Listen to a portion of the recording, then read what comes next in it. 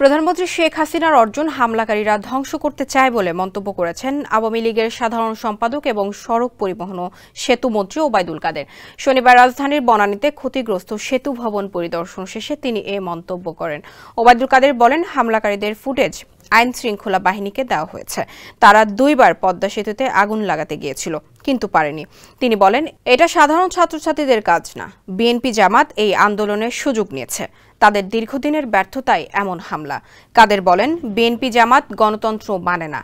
আগুন অস্ত্র নিয়ে নেমেছে তারা। কত মানুষের প্রাণ প্রদীপ নিভে গেছে।